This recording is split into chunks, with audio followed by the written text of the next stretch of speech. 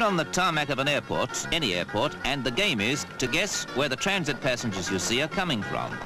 Try it with this lot. Their trinkets and souvenirs give you the clue. This is Athens, but those slippers are harem slippers and not Greek, any more than that man's camel bells.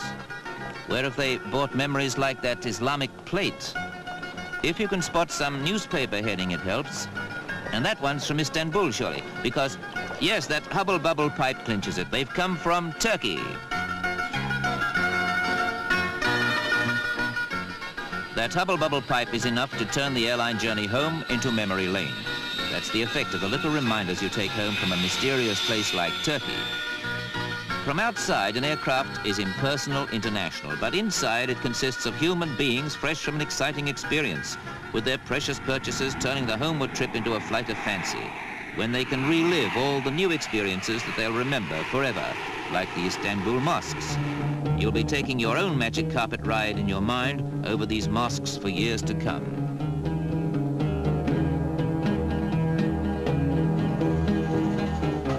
Flight of fancy, and before they themselves come down to earth at home, they're back in Turkey.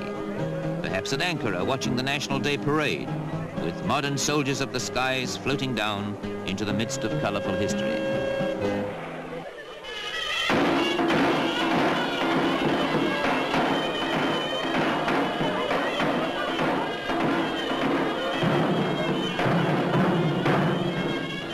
A parade against the backdrop of Ankara's citadel is not altogether different from the scenes you still see in the sparse country to the south. The black goats have helped to erode the hillsides, but they provide milk and meat for the nomads who herd them, and wool for the tents they live in.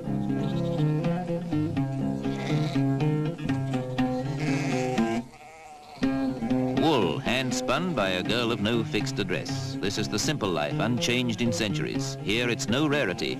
Just pick out the shepherd or his helpmate and look at the felt cloak they favor.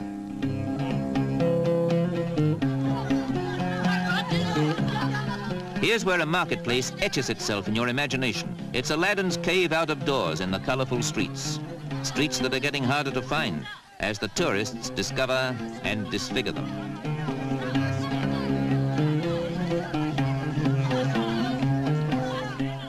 Remember the old individual ice cream merchants here, making it that way? Well, in the Turkish market, this is a controversy, an intrusion, a novelty, a modern refinement, a newfangled gimmick. By Allah, she isn't even veiled. Coffee lubricates the market bargaining, while drinking bottles are a necessity out in the cotton fields, where a cotton flower is a bottle stopper, so prolific cotton is as a crop. Not that you'd notice automatically the frenzied rush there is to pick it when its rose-like buds burst open and it's ready for gathering. Linger in the cotton fields here to be sure you won't forget them, and take a glimpse of the pickers at work.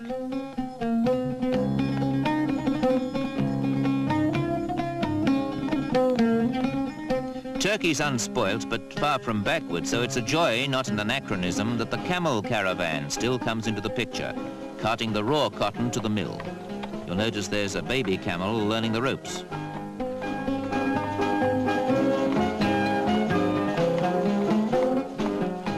This is the Turkey you remember. This is the color you take home from a country that bridges Europe and Asia, that reaches to Russia and Persia, yet still keeps its eye on the Mediterranean coast. Camels and all.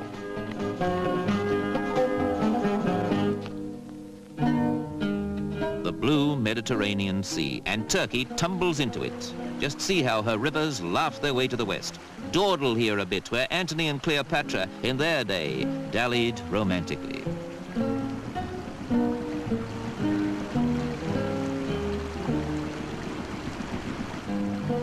Just see that modern hotel. No wonder you can't steer away from the fact that Turkey's a fairyland with seaside waterfalls and every other delicious surprise you could ever imagine.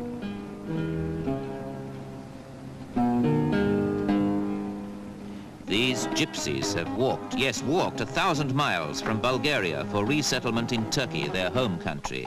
They're gay when you meet them on the road because this is a happy and hospitable place to be in.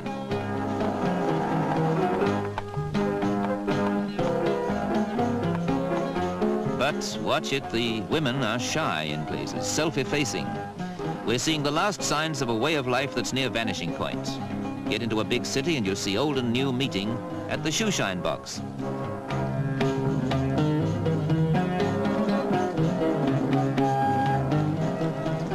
The gold-topped polish bottles remind you of the mosques and the past, while the situation tells you that this is Ankara, the Turkish capital, an expansive city and, in fact, a modern one.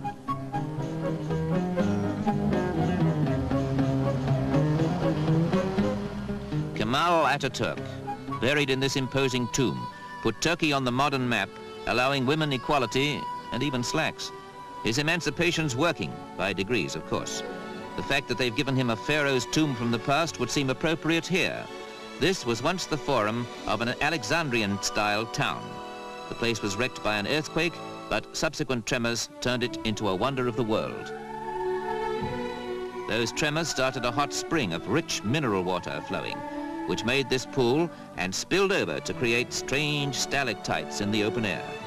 Water from a tap deposits solids in a kettle. Water from one of the inner Earth's hot springs deposits this sort of solid waterfall down a mountainside.